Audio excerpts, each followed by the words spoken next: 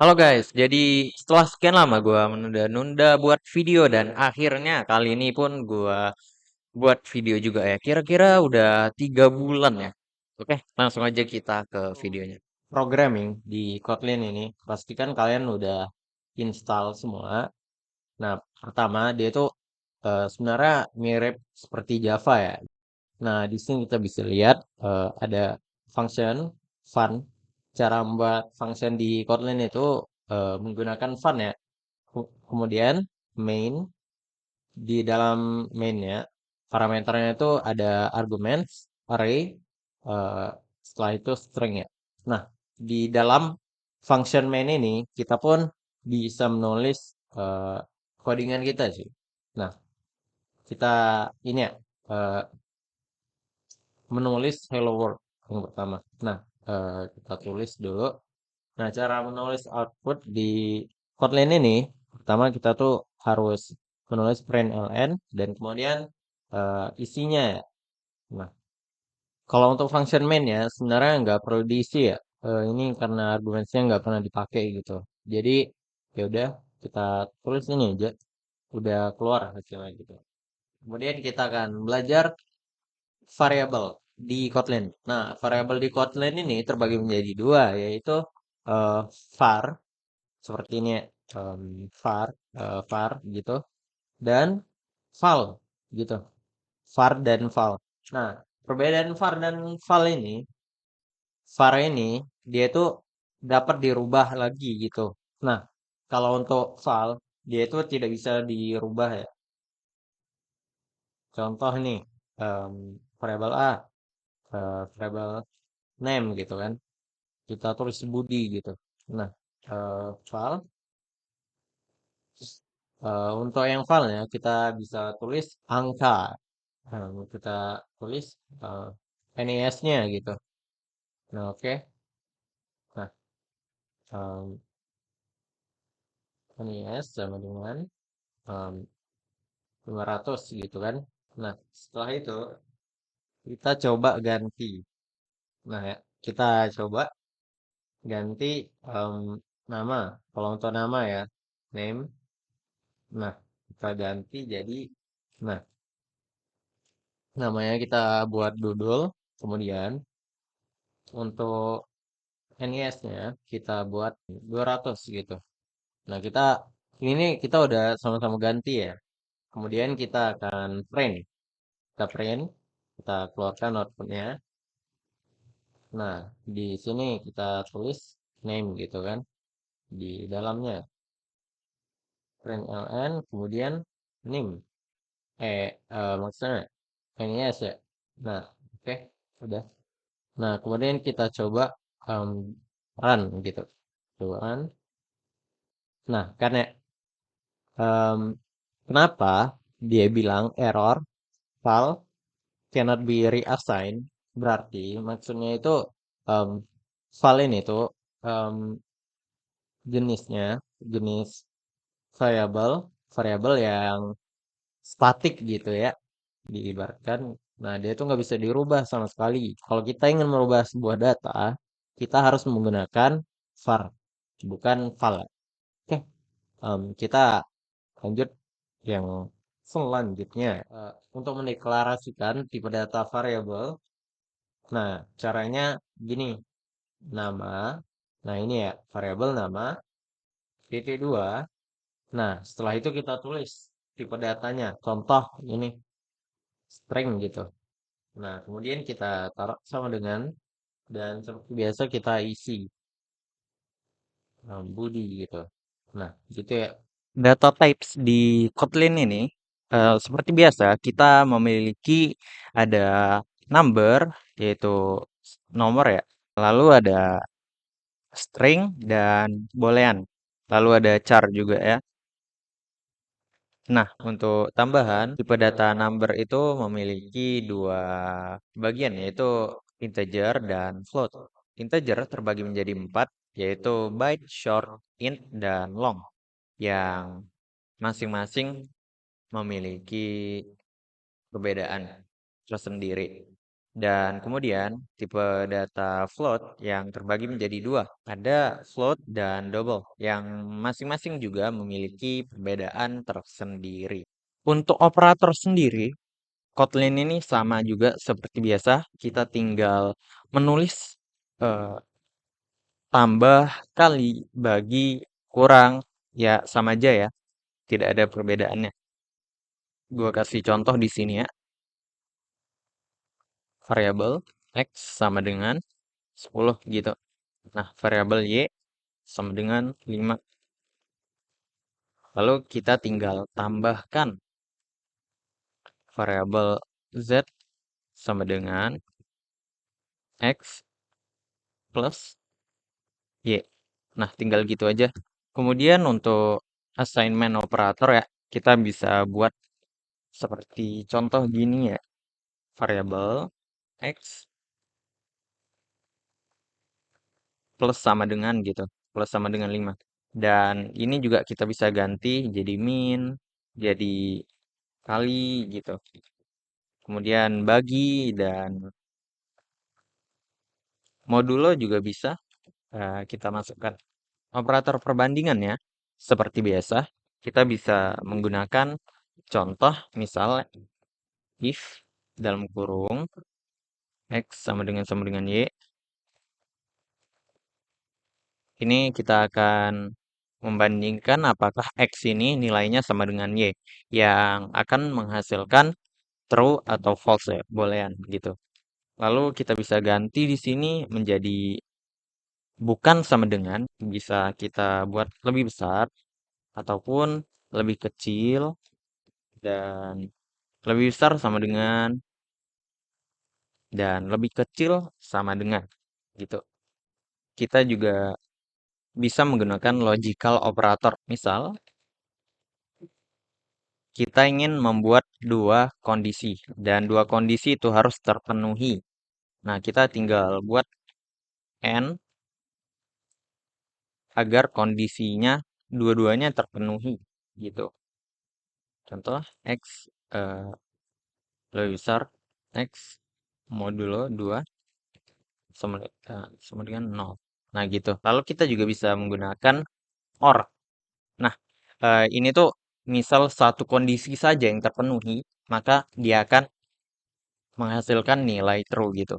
Untuk operator not, dia akan menghasilkan nilai boolean yang berlawanan, yang dari true menjadi false, dan gitu juga sebaliknya. Nah, untuk selanjutnya kita akan mempelajari if else gitu. Seperti biasa, if else di sini tidak jauh berbeda dengan pemrograman bahasa lain. Kita tinggal buat di sini ya.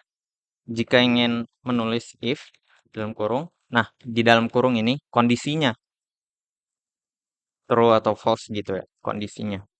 If contoh variabel X sama dengan 1, variabel Y sama dengan 2.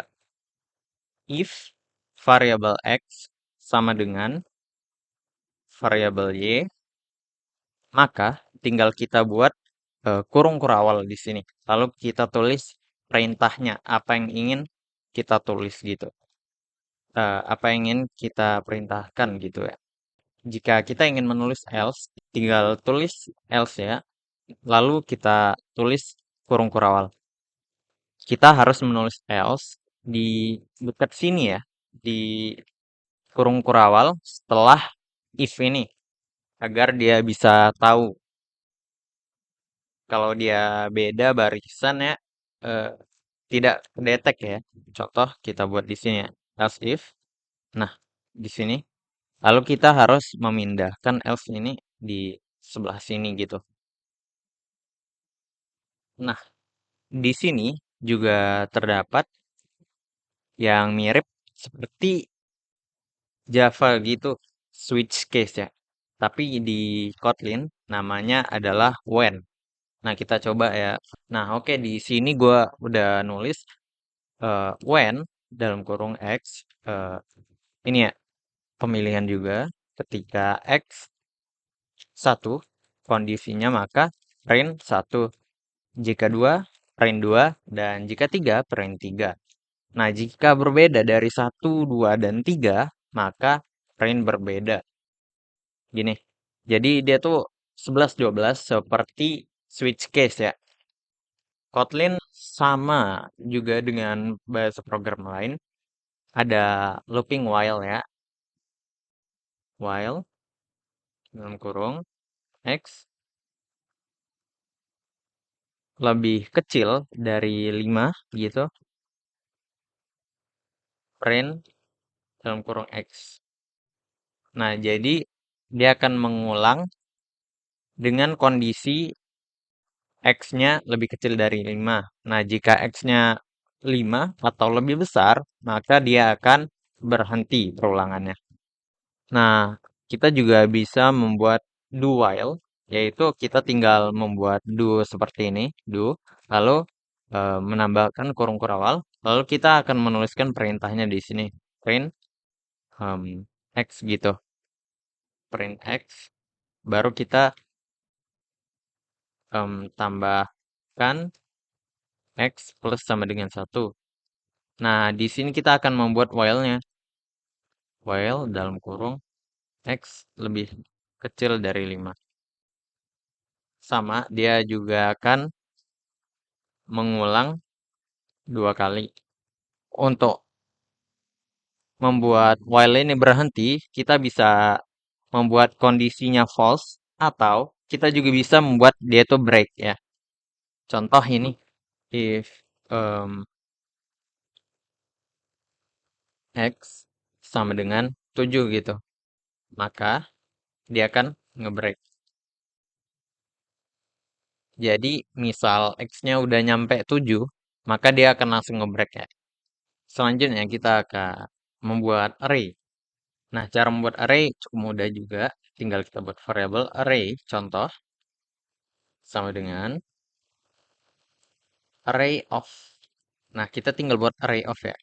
Ini kita tulis array-nya mau apa aja gitu. 1,2,3,4,5 gitu. Contoh. Nah, cara untuk mengambil indeks juga sama. Setelah menulis print, lalu kita buat array, nama ini ya, variable, nama variabelnya. Kemudian kita membuat kurung petanya, lalu kita pilih mau indeks keberapa gitu. Contoh indeks ketiga, tinggal buat gitu ya. Nah, oke. Untuk traditional loop-nya, loop yang biasa, itu cara kita membuatnya ada juga, yaitu kita tinggal buat for di sini. Kemudian contoh, kita ingin menghitung ya, berapa kali ingin diulang gitu. Kita tinggal buat number gitu, in 5, contoh contoh ya, 1 sampai titik-titik ya, titik 2 kali, sampai 10. Jadi dia akan mengulang sebanyak 10 kali gitu. Print line dalam kurung 1 gitu. Caranya mirip seperti function main ini. Jadi kita tinggal buat tulis fun, kemudian kita tulis, nah, contoh ya, my function gitu. My function dalam kurung gitu. Jika kita tidak ingin mengisi parameternya, kita tuliskan print dalam kurung tes.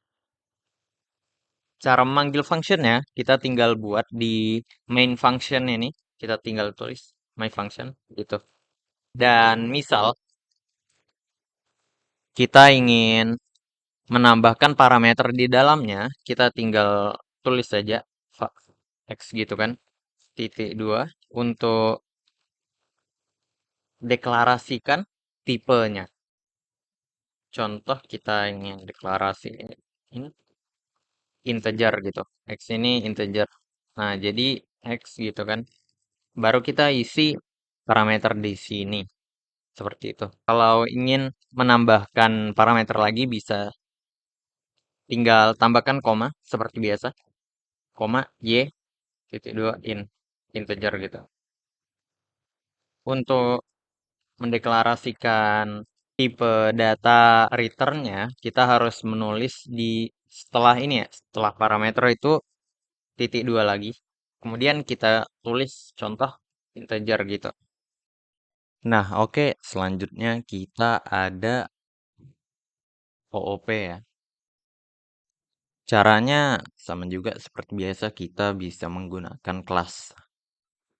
Nah, eh, kelasnya itu ditaruh di luar function main ya, kelas gini. Nah, em, kelas my class gitu. Lalu kita tambahkan kurung kurang. Oke, di sini kita bisa masukkan variabel-variabelnya. Variabel X contoh, variabel Y gitu. Lalu kita bisa menulis objeknya seperti ini. Variabel contoh objek eh, my object gitu. My object. Nah, sama dengan my class. Cukup gitu aja. Dan kemudian kita bisa nge-assign ya, masukkan nilainya dengan cara my object dot x sama dengan 5 contoh. Kemudian my object eh, dot y sama dengan 2 gitu. Cukup mudah. Lalu kelas juga bisa dimasukkan function ya. Kita masukkan functionnya contoh. Lalu di sini kita akan mengeluarkan nilai tambahnya. My object dot tambah. Nah, seperti itu. Untuk tambahan, ini tuh kita harus membuat data defaultnya ya. Kita buat data defaultnya 0 aja, sama dengan 0. Nah, nanti kita akan memasukkan datanya kembali di sini. Oke, kemudian di kelas itu kita juga bisa menambahkan parameter di kelasnya. Dia akan mengambil nilai X dan Y-nya di dalam parameter sini. Contoh kita buat 5,2 gitu. Kemudian kita juga bisa membuat inheritance. Kita bisa mengambil data dari kelas yang sebelumnya, superclass ya. Di sini kita menggunakan open. Kemudian kita tulis seperti biasa sama kelas juga. Kelas superclass gitu nama kelasnya. Lalu kita tambahkan dalam kurung. Nah, di sini cara kita inheritnya adalah dengan menggunakan tanda titik 2 di sini ya, setelah my class ini. Lalu kita tinggal buat di sini superclass, kita tulis gitu. Superclass gitu. Oke, di sini kesalahan gue ya tadi. Tadi gue buat print line-nya setelah return dan ya itu salah. Perlu diingat bahwa return ini harus di line terakhir ya dari function dan tidak boleh line awal atau mungkin line tengah, harus line akhir ya. Nah, oke, terima kasih sudah menonton sampai sejauh ini. Dan jika ada yang punya pertanyaan atau mungkin saran untuk kedepannya, atau mungkin rekomen nih, nggak apa-apa, silahkan komen aja di kolom komentar. And see you guys in the next video.